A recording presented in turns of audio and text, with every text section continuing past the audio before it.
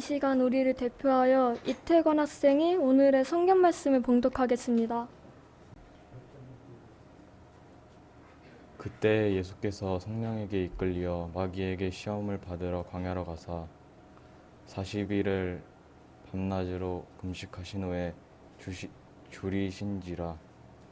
시험하는 자가 예수께 나와서 이르되 내가 만일 하나님의 아들이거든 명하여 이 돌들로 떡덩이가 되게 하라. 예수께서 대답하여 이르시되 기록되었으되 사람이 떡으로만 살 것이 아니요 하나님의 입으로부터 나오는 모든 말씀으로 살 것이라 하였느니라 하시니.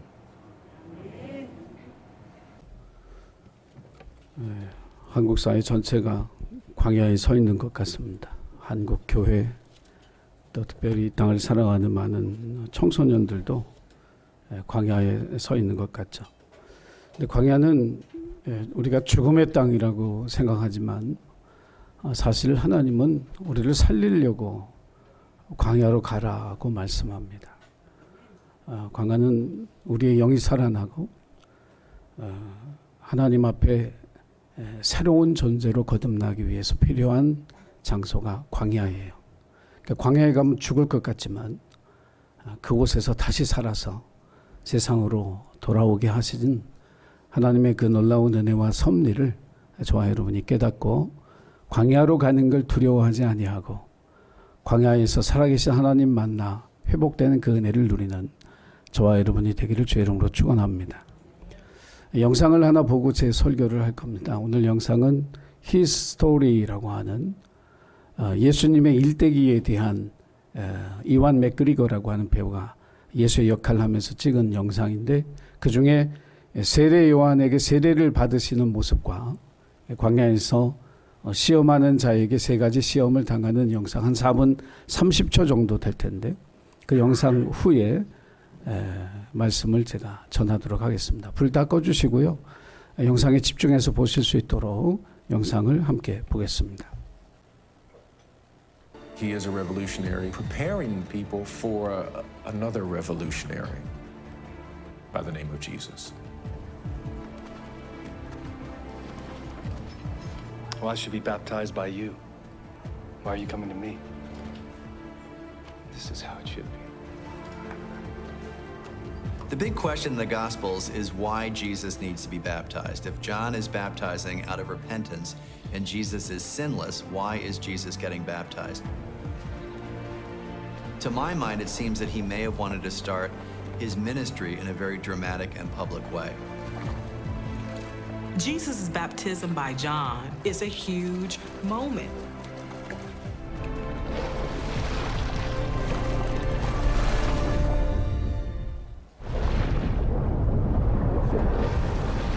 When John baptizes Jesus, he probably doesn't know what's going to happen. He doesn't know it's going to be such a pivotal moment when everything changes for him and for Jesus and for the rest of the world. The Bible says that we hear this booming voice of God coming out of the heavens saying, "This is my Son, in whom I'm well pleased."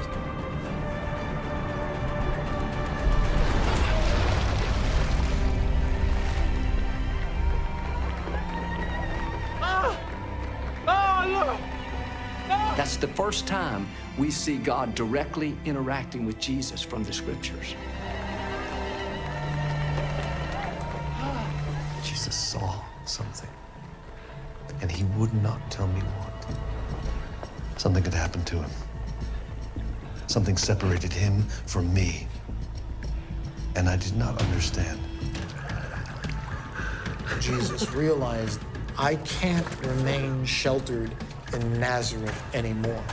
I've got to do what John is doing, and I've got to take an unpopular message to the people, even if it kills me.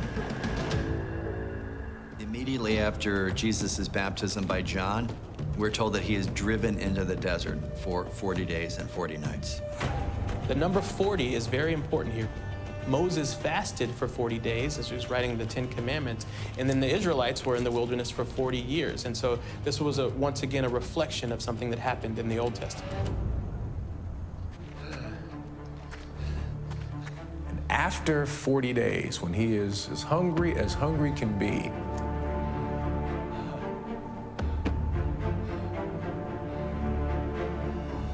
then the devil shows up. Satan, according to both Jewish and Christian tradition, is a fallen angel. He was originally a good creation of God, but he went wrong.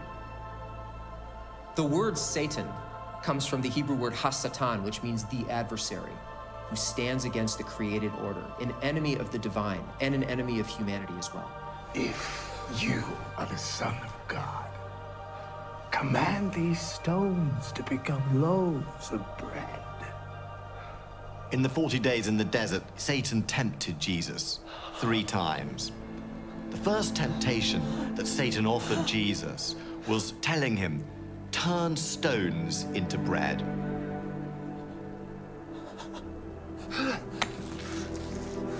This is a reference to when the Israelites were lost in Exodus, in the desert. They were hungry, and God gave them manna from heaven. But it's also a reference to the temptation of Adam and Eve when they were offered fruit.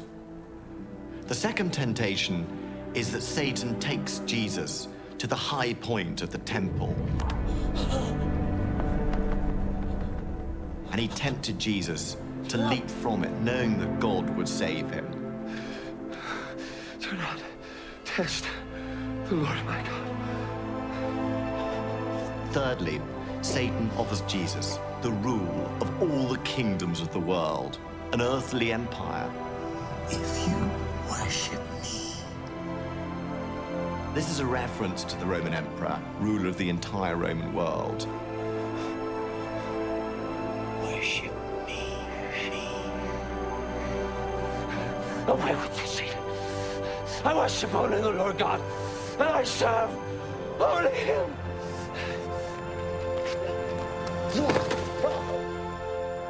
Satan offers Jesus everything a would-be Messiah might want: power, fame, comfort, a life of ease. But Jesus rejects that definitively. Resisting those temptations shows really that Jesus is ready to start his public ministry.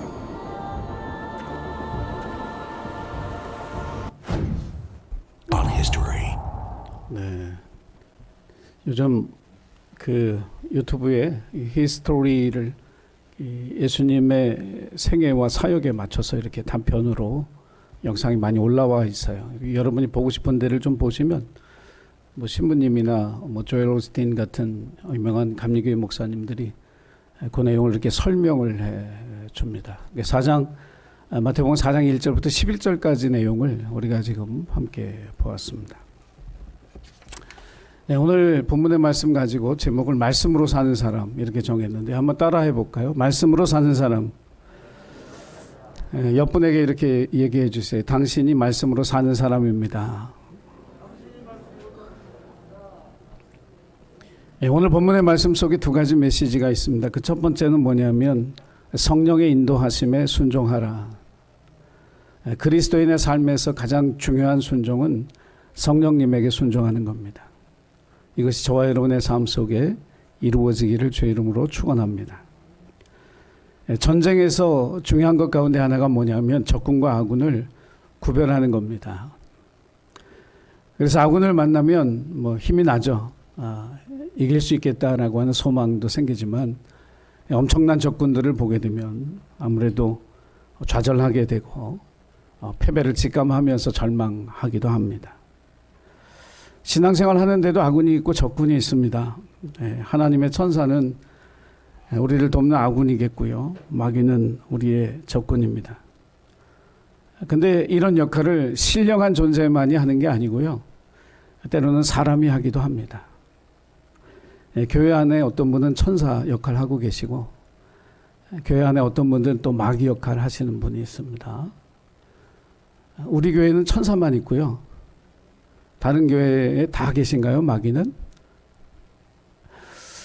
그런 얘기가 아니고 어느 교회나 천사의 역할을 하는 사람도 있지만 마귀의 역할을 하는 사람도 있고 천사의 역할을 하다가도 마귀의 역할을 할 수도 있습니다. 예수님이 사랑하고 믿었던 베드로요. 예수님의 아주 수제자로 예수님을 얼마나 잘 따르고 순종했던 사람이에요. 그런데 그도 예수님을 3번이나 모른다고 부인했던 마귀 역할을 한 적이 있죠.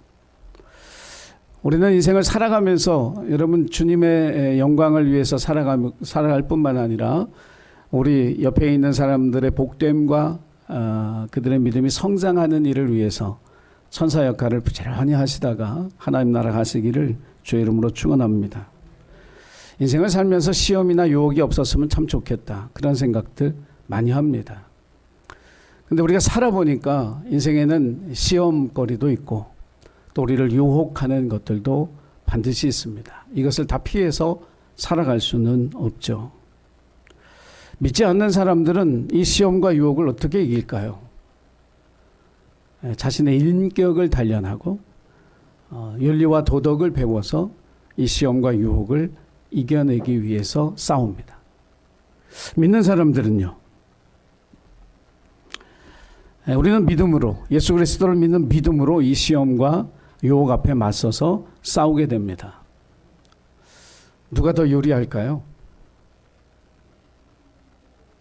믿지 않는 사람들은 자기의 인격을 단련하고 윤리와 도덕의 수준을 높여서 시험과 유혹과 싸우고 예수 믿는 사람들은 하나님 믿는 믿음으로 이 시험과 유혹 앞에 싸운다면 누가 더 이 싸움을 잘 싸울 수 있을까요? 누가요? 우리 친구들 누가 더 이 싸움에 잘 싸울 것 같아요? 예? 예수 믿는 사람들, 네, 당연하죠. 왜냐하면 우리에게 아군이 있거든요. 성령님입니다. 우리의 든든한 힘이 되시는 성령님이 우리 곁에 있기 때문에 우리 혼자서 이 싸움을 싸우는 게 아니고 성령님과 함께 이 싸움을 싸우기 때문에 우리가 절대적으로 유리합니다. 성령님이 어떤 분이냐 하면 요한복음에 보니까 3가지로 설명을 하는데 그 첫 번째는 파라클레이토스라고 하는 말, 우리의 헬퍼예요. 우리의 곁에 있어서 우리를 도와주시는 분. 여러분이 성령님의 도우심을 날마다 받고 살아가고 있는 줄 믿으시기 바랍니다. 여러분이 어렵고 힘들 때, 지칠 때, 쓰러질 때 성령님이 말씀하셔요. 내가 널 도와줄게. 나는 너를 도우라고 네 옆에 있어. 여러분 이 사실을 항상 기억하고 성령님의 도우심 속에 살아가고 있다는 사실을 항상 믿음으로 고백하고 감사하시기를 주의 이름으로 축원합니다. 이 성령님은 또 어떤 역할을 하냐면 예수님이 우리에게 가르쳐 주셨던 것을 생각이 나게 만들어 주세요.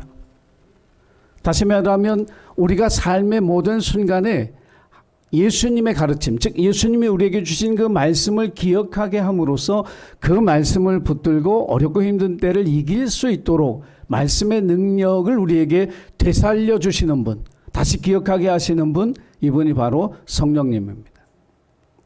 3번째는 성령님은 우리를 진리 가운데로 인도하십니다.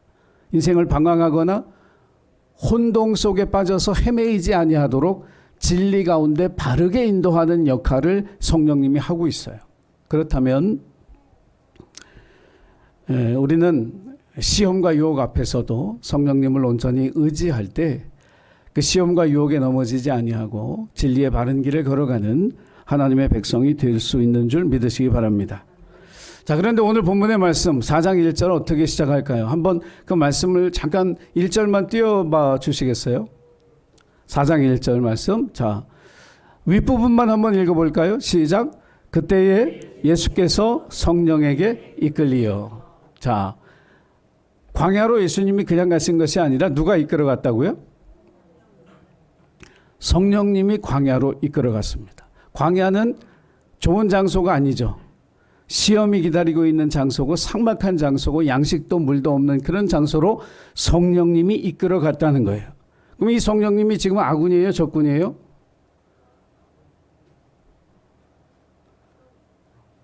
제가 정확하게 정체를 밝혀드리면 적군 같은 아군입니다.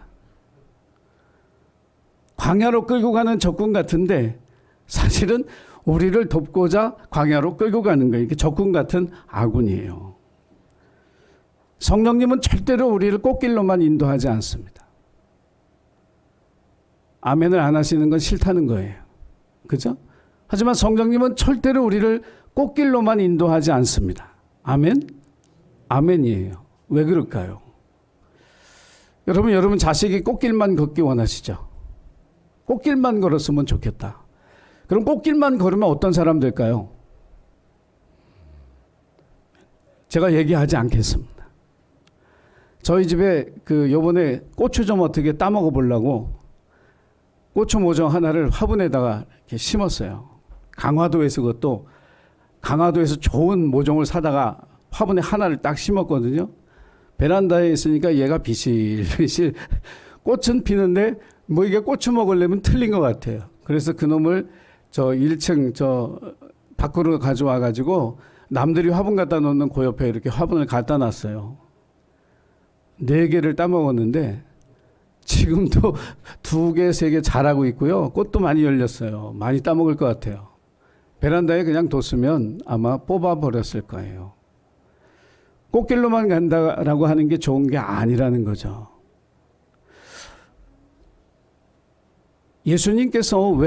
성령님께서 예수님을 왜 광야로 이끌고 갔을까? 이유가 너무 명확한데 그게 뭐냐면 열매를 위해서 필요한 과정이기 때문에 광야로 끌고 가신 거예요. 그리스도인의 삶에 있어서 열매를 맺어야 되잖아요. 우리가 성령의 아름다운 열매도 맺고 사랑의 열매도 맺고 뭐 많은 열매, 믿음의 열매들도 맺어야 되고 전도의 열매도 맺어야 되는데 이 열매를 맺기 위해서 필요한 과정이 광야라고 하는 거예요. 그러니까 광야는 사실 우리가 열매를 맺기 위해서 양분을 섭취하고 그 광야의 경험이 걸음이 되어지는 과정이기 때문에 성령님께서 예수님을 광야로 이끌어 가셨듯이 우리의 삶에도 시험과 유혹이 있다라고 하는 이 사실을 저와 여러분이 기억하시기를 바랍니다. 단순하죠. 왜냐하면 시험을 이기지 못하는데 어떻게 열매가 맺겠어요? 유혹을 이기지 못하는데 어떻게 열매가 맺어질 수 있겠어요? 광야에서 이 시험과 유혹에 맞서 싸워서 승리하는 사람, 시험을 이기고 유혹을 이겨내는 그 사람에게 성령의 아름다운 열매가 맺어지게 되는 걸 믿으시기 바랍니다. 그래서 여러분의 삶이 광야로 가는 것 같다, 힘들어지는 것 같다, 꽃길이 아닌 것 같다, 그럴 때 여러분 기도해야 됩니다. 아, 주님 열매 맺게 하시려고 나를 인도하시는군요. 이 시험과 유혹을 이겨내고 승리하고 기뻐하고 열매를 꼭 맺는 그런 하나님의 자녀가 되게 해달라고 기도하고 감사할 수 있는 저와 여러분 되기를 주의 이름으로 축원합니다. 그러면서 예수님이 3가지 시험을 겪는데 첫째가 돌을 떡으로 만들라, 빵으로 만들어 먹어라 이런 얘기죠. 세상 사람들은 이 시간을 줄이는 걸 굉장히 좋아합니다. 시간이 오래 걸리는 거에 대해서 다 싫어해요. 여러분 오늘 내가 고추를 심었으면 내일 따먹었으면 좋겠어요. 은행에다 오늘 100만 원 넣어놨으면 그게 내일 110만 원 됐으면 좋겠어요. 아멘 안 하세요? 이제 포기하셨어요? 뭔가 좀 빨리빨리, 애들도 좀 빨리빨리 크고 뭐 공부도 오늘 하루 열심히 했는데 그 다음날 막 평균 10점씩 20점씩 올랐으면 좋겠지.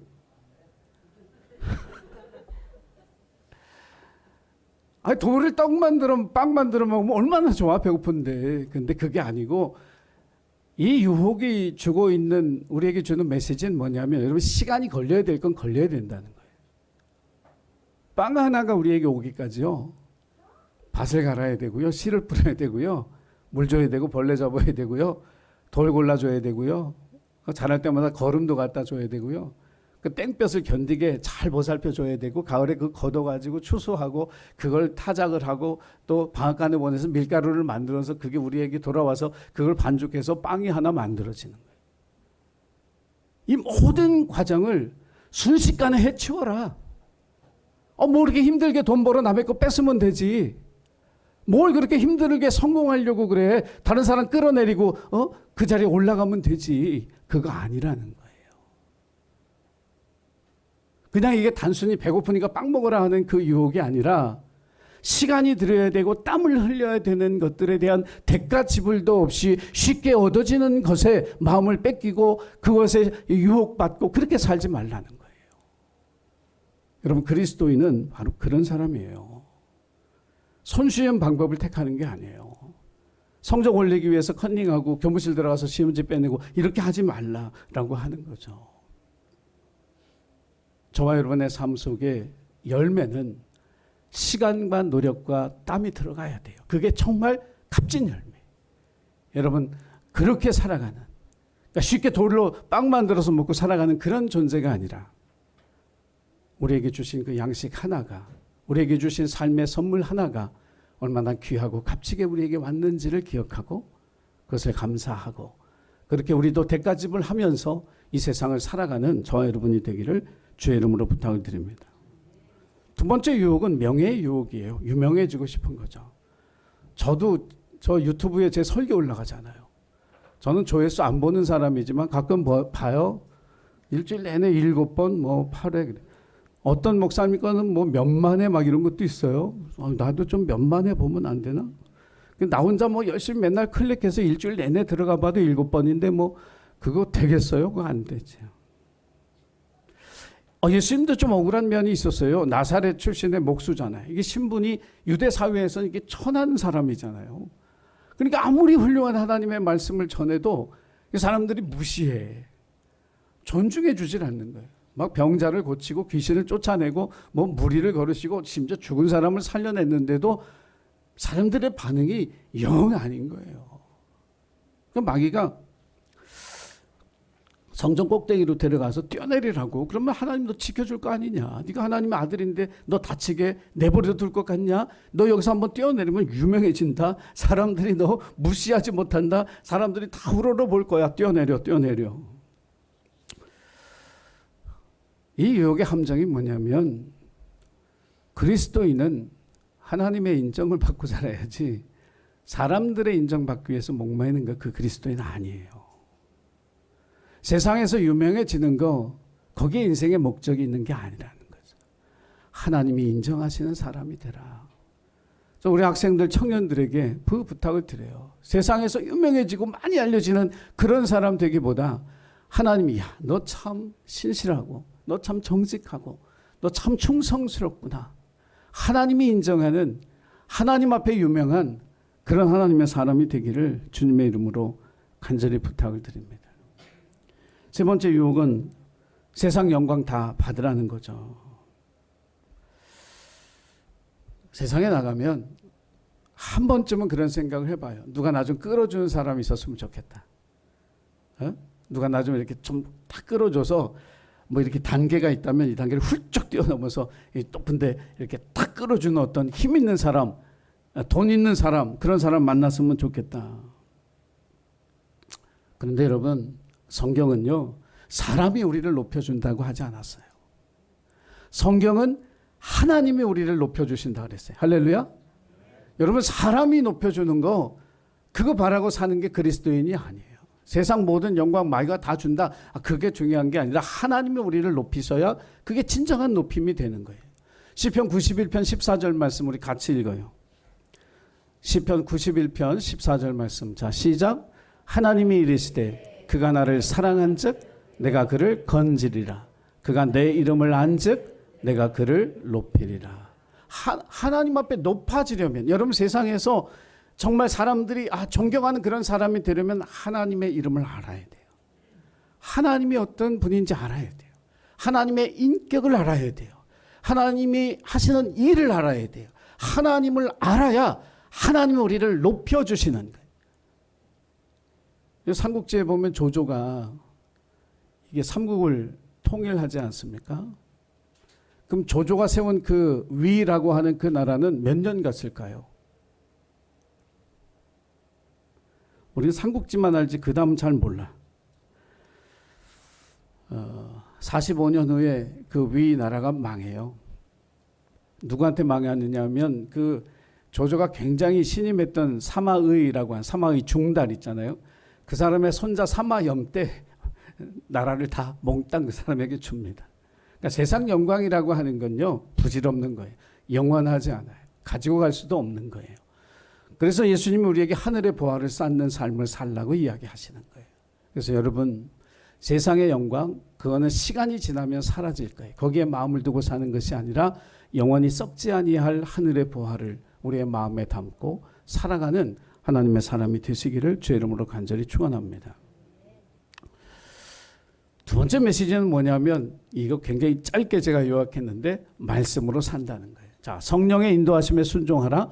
두 번째는 말씀으로 살아라. 이 메시지를 오늘 이 얘기해 줘요. 예수님이 이 세 가지 시험을 다 말씀으로 이겼거든요. 그러니까 말씀이 힘이 됐다는 거예요. 시험과 유혹을 이기는 능력이라는 거예요.